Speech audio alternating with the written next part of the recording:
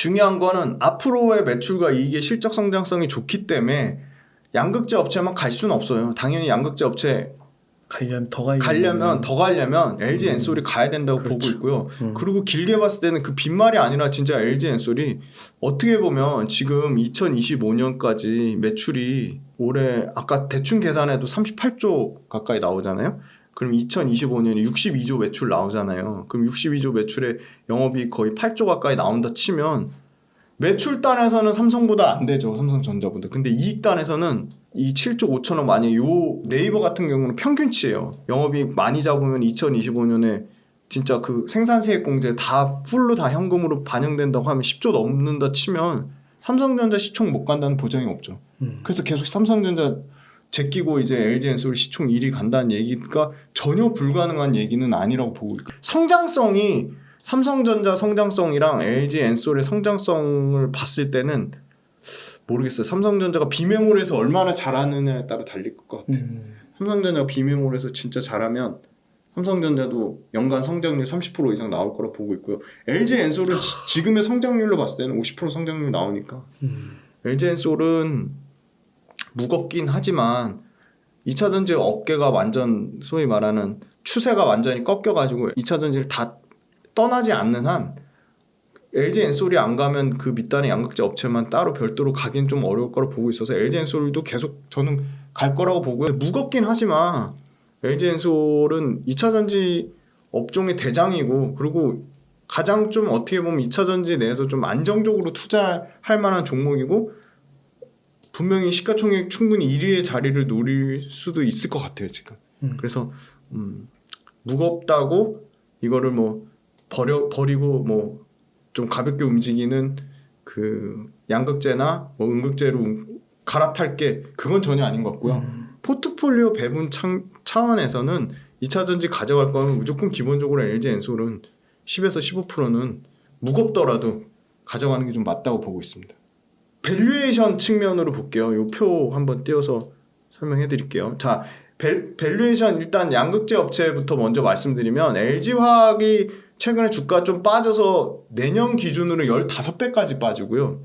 그 다음에 코스모 신소재도 뭐 120배가 올해 넘는데 내년에 40배까지 빠지고요. EV EBITDA 기준입니다. 에코프로비엠도 내년에 25배까지 빠져요. 그리고 이 전체 평균 내보면 올해는 59배지만 내년에 PER 기준으로는 37배까지 빠지고 EV EBITDA 기준으로는 21배까지 빠져요. 그 말은 무슨 말이냐? 주가가 올라가는 폭보다 실적이 성장하는 폭이 더 크기 때문에 EV EBITDA 값도 떨어지고 이익의 성장폭이 주가 성장폭보다 더 크다고 보기 때문에 PER이나 EV EBITDA 값이 떨어지는 거고요. EV EBITDA든 PER 기준으로도 평균치도 안 되는 게 LG화학이에요. 그래서 계속 LG화학을 좋게 볼 수밖에 없고요.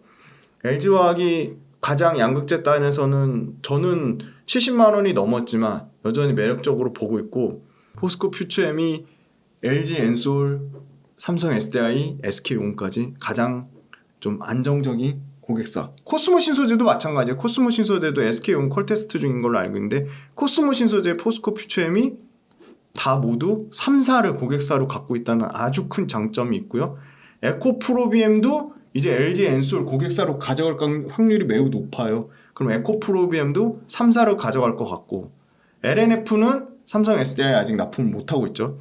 그 다음에 LG화학은 LG엔솔만 납품하고 있어요. 그래서 유일하게 밸류에이션 저평가가 또 이유가 있는 것 같아요. 근데 LG화학도 LG엔솔 말고 뭐 테슬라에 직납한다든지 여러 가지 완성차에 직납하는 형태로 가능성이 있다고 보고 있고요. 그래서 저는 비싼 거 중에는 포스코 퓨처엠. 왜냐?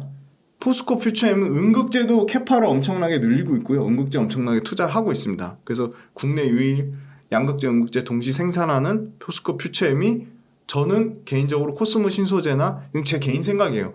에코프로비 BM이나 코스모 신소재처럼 양극재만 하는 업체보다는 음극재까지 같이 하는 회사인 포스코 퓨처엠에 당연히 밸류를 더 주는 게 맞다고 보고 있고요.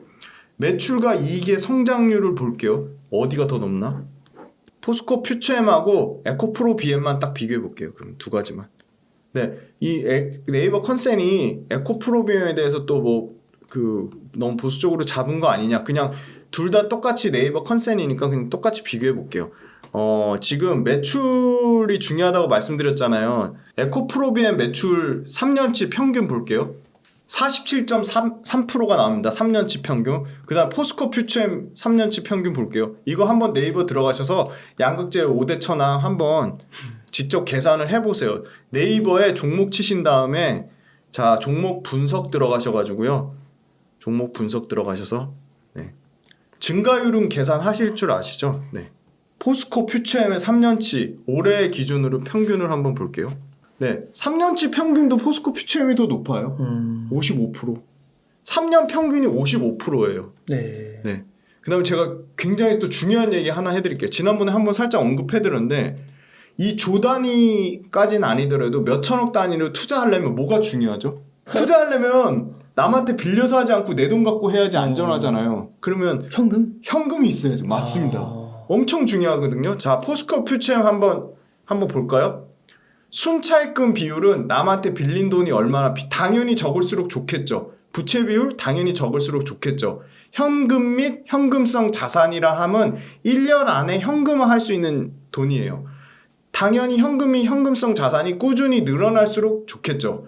영업활동 현금 흐름은 영업활동 현금 흐름이 실제 영업으로 이익을 내서 벌어들인 돈이에요. 그게 당연히 늘어날수록 좋겠죠. 자, 포스코 퓨처엠 제가 친절하게 표를 가져왔습니다. 2023년 영업활동 현금률이 2,400억에서 2025년 1조까지 늘어납니다. 영업활동 현금 흐름이. 안정적으로 영업활동 현금 흐름이 발생하고 있죠. 부채 비율 3년 평균이 116이 나옵니다. 100% 미만이 제일 안전한데요. 116 나쁘지 않습니다. 좀 보수적으로 잡아서 왜냐? 구조적인 성장주잖아요. 그래서 150%까지 잡을게요. 굉장히 포스코 퓨처엠은 재무구조 굉장히 탄탄합니다. 부채 비율 116% 정도 나오고 평균치예요. 근데 그거조차도 2025년에 104%까지 떨어져요. 차입금 50%, 65%, 58%. 3년치 평균 내면요. 차입금이 몇 프로 나왔냐면요. 차입금 3년치 평균 볼게요. 네, 57% 나와요. 굉장히 안정적이에요. 현금이 현금성 자산 근데 급격하게 줄어들어요. 왜냐? 양극재에도 엄청나게 투자하고 음극재에도 엄청나게 투자하기 때문에 올해 현금이 현금성 자산이 5천억대에서 2025년에 150억으로 줄어들어요. 요거는 조금 다소 주의를 해야 될 것 같아요. 근데 영업활동 현금 흐름이 늘어나고 있고 부채 비율, 순차입금 비율 모두 안정적이에요. 에코프로비엠도 재무구조 좋아요. 좋은데 포스코 퓨처엠이 훨씬 전 좋다고 봅니다. 왜냐?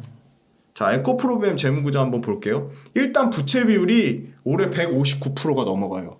그리고 3년치 평균 부채 비율도 포스코 퓨처엠보다 훨씬 높아요. 147%예요. 그러니까 엄청나게 높은 건 아닌데 부채 비율이 다소 포스코 퓨처엠보단 높다.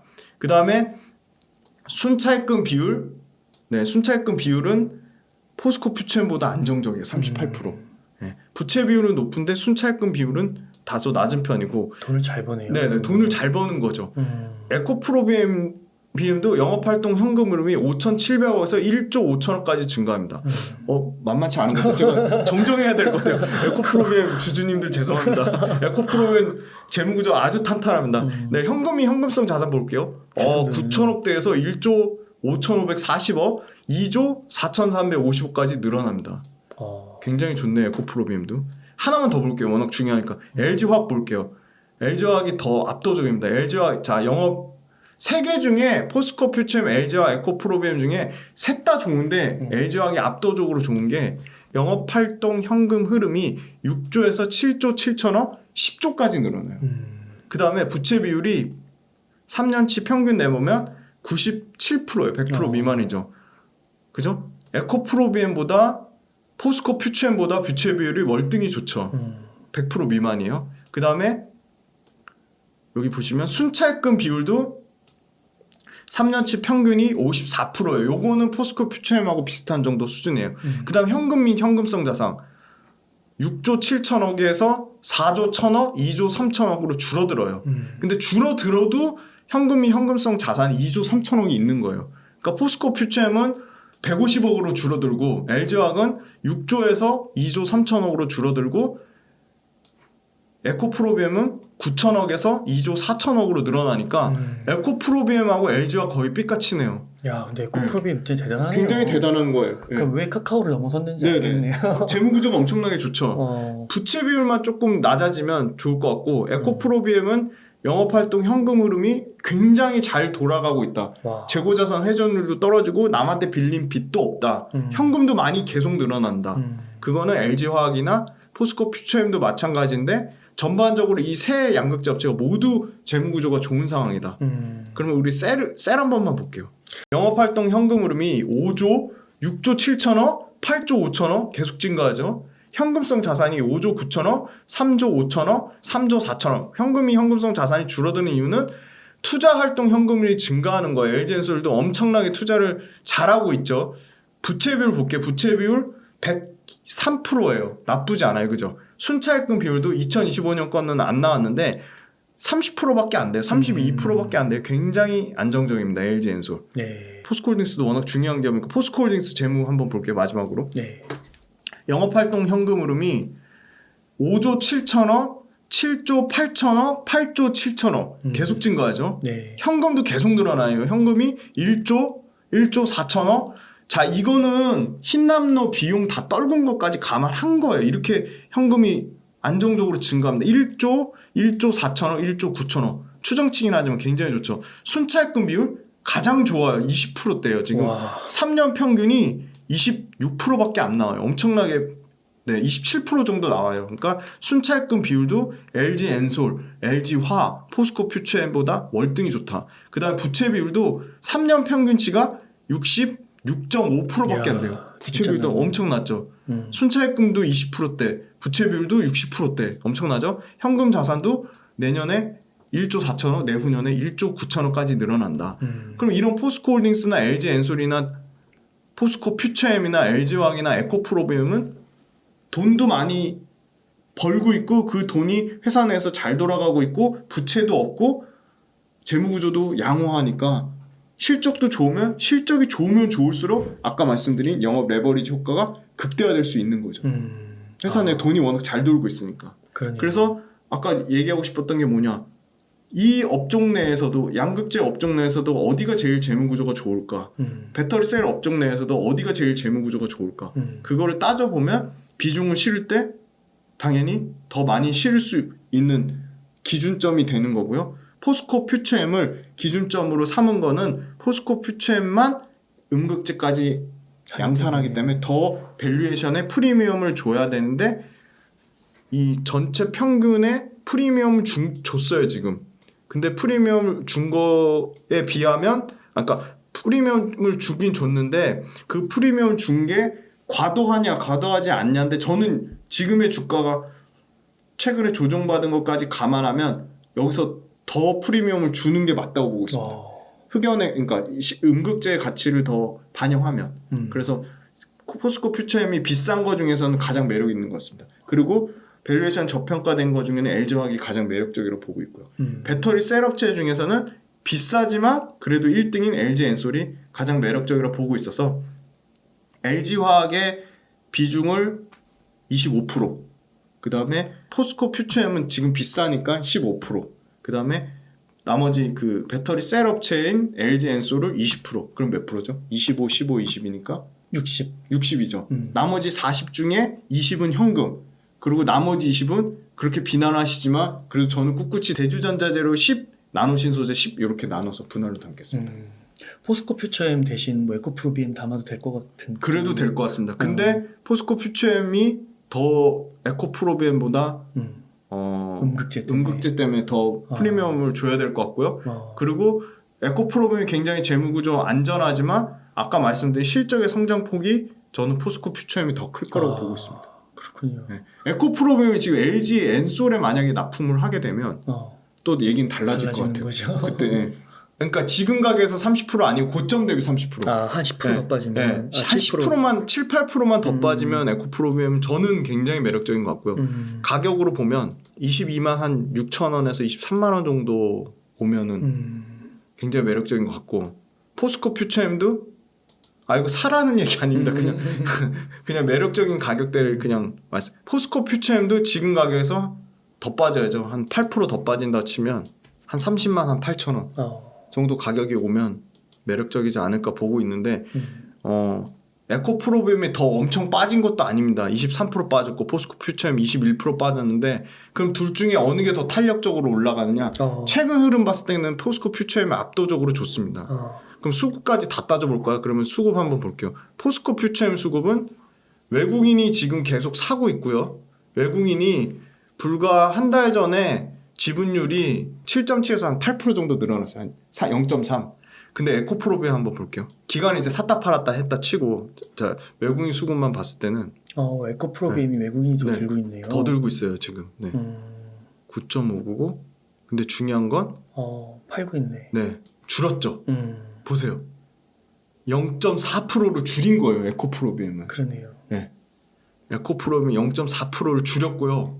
반대로 포스코 퓨처엠은 늘렸죠.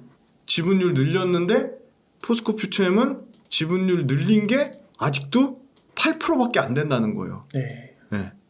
그래서 종합적으로 수급으로 봤을 때는 에코프로비움보다 포스코 퓨처엠이 수급도 더 좋은 상황이다. 네. 실적의 성장폭도 에코프로비움보다 포스코 퓨처엠이 조금 더 좋은 상황이다. 그리고 아까 재무구조는 당연히 포스코 퓨처엠이 좋을 줄 알았는데 에코프로비움 재무구조 상당히 좋다. 재무구조에는 동점. 기술력은 그래도 조금 에코프로비움이 줄 수 있지 않나요? 에코프로비움 기술력 줄 수 있습니다. 기술력 당연히 에코프로비움이 좋습니다. 야, 그럼 진짜 완전 비등비등하네요. 비등비등이요. 용어 상박이네. 용어 상박입니다. 둘 다 너무 강합니다, 진짜. 그래서 이게 또 혹시 팬이 갈릴 수 있으니까 그냥 둘 다 뭐 잘 모르겠다면 그냥 5대5로 그거 나쁘지 않은 전략 같습니다. 네. 그렇게 하는 것도 괜찮을 것 같고요.